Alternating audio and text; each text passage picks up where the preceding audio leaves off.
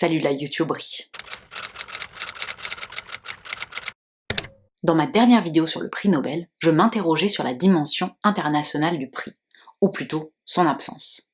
Et force est de constater que le prix Nobel de littérature 2020 est allé à une américaine. Mon propos n'est pas ici de questionner les mérites de la lauréate Louise Gluck. En revanche, ce choix entretient en moi l'impression assez forte d'une mauvaise volonté systématique quand il s'agit de promouvoir une littérature véritablement internationale. Et voyez-vous, je suis une grande fan de France Culture. Tous les matins, j'écoute les matins de France Culture. Tous les matins. Je dois faire partie des 1% d'auditeurs qui ne font pas partie de la fonction publique, qui ne sont pas profs. Et mon émission préférée, c'est la revue de presse internationale de Camille Magnard. Tous les matins, avec Guillaume Erner, je m'exclame « Bonjour Camille Magnard !» Je vous promets que j'arrive quelque part avec cette introduction. Et j'adore la revue de presse internationale parce que tous les matins, elle met en lumière 1 à 2 actualités fraîches de n'importe où dans le monde en à peu près 5 minutes. Mais récemment, ce qui me chagrinait un peu, c'est que j'ai eu l'impression que international, c'était surtout certaines régions du monde. C'est-à-dire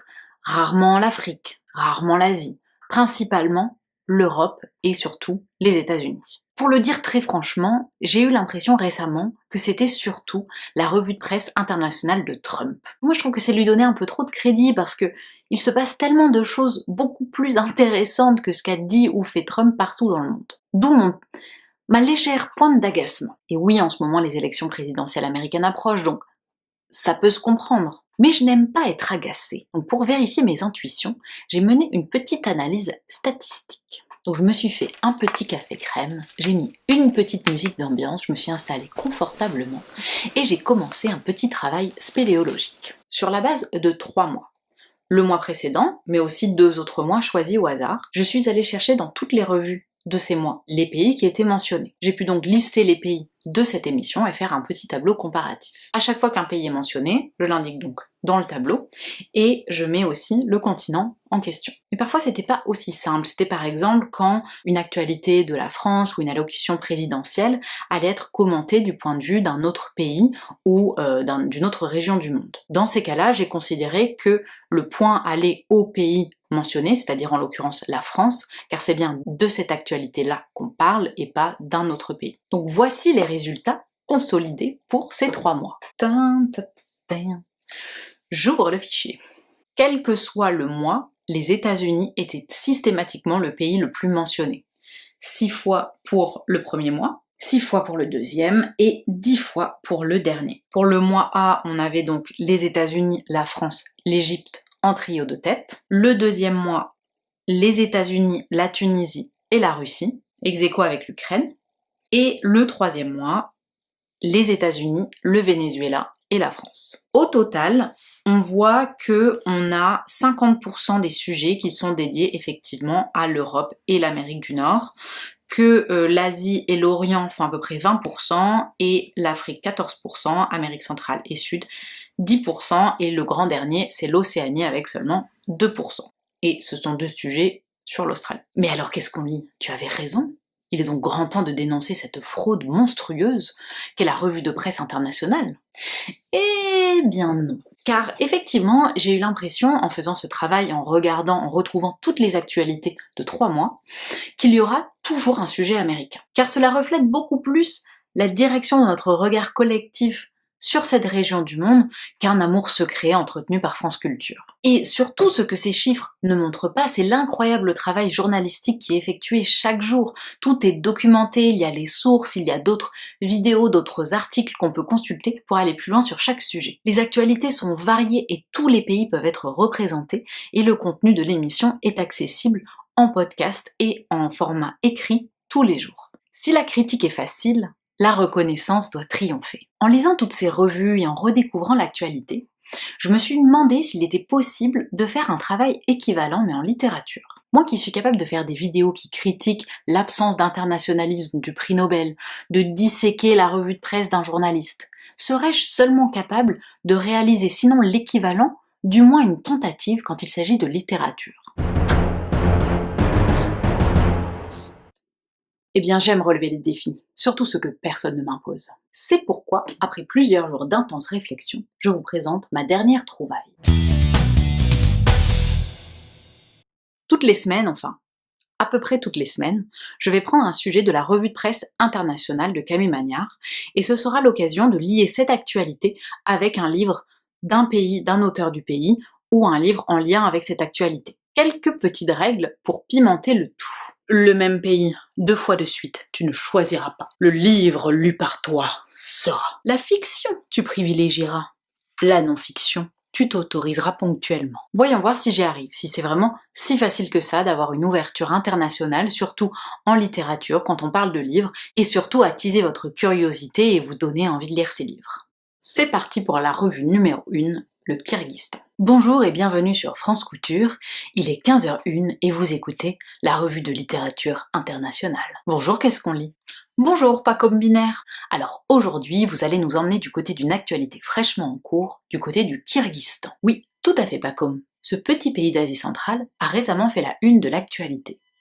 Suite aux élections législatives entachées de soupçons de fraude, des manifestations ont éclaté dans tout le pays. La situation a rapidement dégénéré, le président a perdu le contrôle du pays et encore aujourd'hui la situation est très instable et les manifestations violentes. Et nous, que pouvons-nous faire? Eh bien, partir à la rencontre d'un grand auteur kirghize et découvrir la plus belle histoire d'amour au monde? La plus belle! Oui, c'est en tout cas ainsi que Louis Aragon a désigné Djamilya de Chingiz Aitmatov. Mais avant de vous parler de ce roman étonnant, qui est Chingiz Aitmatov? C'était un écrivain bien singulier, qui a d'abord commencé à se lancer dans des études d'agronomie et à travailler dans les fermes collectives soviétiques. Il devient journaliste et se met à traduire des ouvrages de langue russe en langue kirghize. Il est admis à l'Institut de littérature Maxime Gorky et se met à publier des nouvelles. Il écrit d'abord en langue kirghize, comme Djamilya, puis plus tard il écrira en langue russe. Il est l'un des écrivains les plus connus de l'Union soviétique et devient même conseiller de Gorbatchev en 1985. Notons également que son père était haut fonctionnaire du régime stalinien et il a été fusillé à l'âge de seulement 35 ans quand son fils avait 10 ans. L'écrivain, au cours de sa vie, n'aura cesse de dénoncer les violences et les purges staliniennes. Il a marqué le paysage littéraire de son époque et aujourd'hui il est véritablement l'une des figures phares de la région. Et Djamilya, alors? Djamilya, c'est le livre kirghize que nous sommes le plus susceptibles de lire en Occident. C'est un petit livre, c'est même une nouvelle qui se déroule en 1943. Tous les hommes sont partis sur le champ de bataille et nous voilà au cœur d'un petit village kirghize, au nord du Kirghizistan. Ou plutôt, nous suivons la voix du narrateur qui nous dévoile un pan de sa jeunesse. Le narrateur, Seyit, est un jeune homme, il doit avoir entre 15 et 16 ans, et il commence à être envoyé aux travaux des champs avec sa belle-sœur, Djamilya. Djamilya est indépendante, forte, intelligente et belle. Il commence de durs travaux nécessaires à la vie du village, mais aussi à la subsistance des soldats qui sont envoyés au front. Entre Seyit et Djamilya commence à se nouer une complicité naissante, évidemment dans le cadre de ce qui est admis avec le regard du village qui pèse sur eux, jusqu'à ce que revienne Danyar. Danyar, c'est un homme du village, un soldat qui a été envoyé au front, qui en a gardé une séquelle, c'est qu'il boite. Il a erré plusieurs années au Kazakhstan, mais enfin il est revenu au pays, au village. Un amour naissant mais impossible va alors commencer à naître entre Djamilya et Danyar. Donc Djamilya, c'est avant tout une histoire d'amour. Justement, ce n'est pas que ça. Ce petit récit nous plonge dans la vie et les coutumes d'un petit village kirghize. Il met en perspective les rôles de chacun, la société, les formes de sociabilité qui sont acceptées. Le travail, le rapport à l'autre, à la famille, tout y est décrit avec la fraîcheur et la jeunesse de l'œil du narrateur. C'est une écriture simple, sans fioritures, toujours juste et émouvante, mais jamais larmoyante. Djamilya me fait penser au récit des épopées nomades, dont le livre reprend certains codes, tout en les appliquant à une réalité simple, villageoise et pourtant universelle. Le fait que cette histoire se déroule dans un référentiel qui est totalement étranger ajoute encore plus à l'attrait car on se retrouve véritablement plongé en tant que lecteur dans ce village.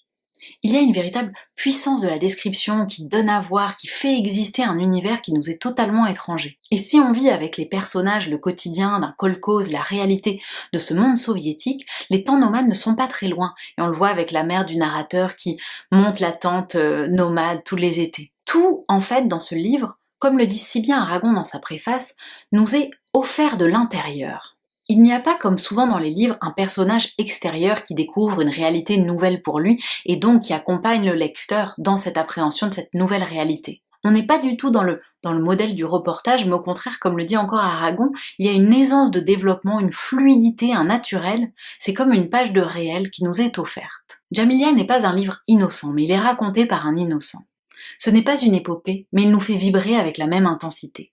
C'est un livre qui peut se lire autant qu'il peut s'écouter. C'est un regard sur l'âme, l'histoire, les traditions des peuples kirghizes qui aujourd'hui sont en train de manifester pour davantage de démocratie. Il faut donc lire Djamilya. Et Chingiz a-t-il écrit d'autres romans? Grâce au fait que Louis Aragon ait propulsé Chingiz Aitmatov sur la scène internationale, tous ses livres sont aujourd'hui traduits et accessibles. Il y en a deux qui m'intéressent tout particulièrement, c'est Une journée plus longue qu'un siècle et Le Léopard des neiges. Mais je ne les ai pas encore lus, mais j'ai prévu de le faire. N'est-ce pas un peu original, Aragon, le surréaliste, qui propulse sur le devant de la scène une œuvre kirghize? Alors il faut rendre à César ce qui est à César. Il est vrai que c'est Aragon qui a propulsé Chingiz Aitmatov sur la scène internationale, mais il aurait sans doute été connu et reconnu sans l'aide de Louis Aragon. Puis Aragon, c'était un sacré personnage. Je pense qu'il a mis ce livre en avant, autant par attachement à ses valeurs communistes, il était membre du Parti communiste et il a découvert cette nouvelle dans une revue soviétique, qu'à sa curiosité naturelle et un peu originale de surréaliste. Les surréalistes, et lui le premier, se revendiquaient vraiment comme des originaux. Et en cela, on peut le remercier de nous avoir ouvert les portes sur la littérature d'Asie centrale, qui connaît un dynamisme et un renouveau actuel très fort. On peut donc découvrir la plus belle histoire d'amour au monde selon Louis Aragon, la jolie histoire de Chingiz Aitmatov, très touchante. Merci Qu'est-ce qu'on lit pour votre revue de littérature internationale que l'on retrouve sur votre chaîne YouTube où chacun peut s'abonner, commenter et partager. Merci pour tout, j'espère que le format vous plaît. Surtout, abonnez-vous à la chaîne, portez-vous bien et lisez les livres qui vous plaisent. Certains ont dû le remarquer, mais j'ai effectivement tourné la vidéo en 2 fois parce que j'ai eu des gros problèmes de focus de la caméra et j'avais des pans entiers de vidéos qui étaient totalement floues, donc j'ai dû tout retourner, ou une grande partie. Donc c'est normal si vous remarquez qu'il y a des petites différences ou des petites... Je ne sais juste pas utiliser mon matériel, que voulez-vous que je vous dise? Bon, vous ai écouté encore, mais je vous assure que cette vidéo est terminée, vous pouvez en écouter d'autres si vous voulez. À bientôt.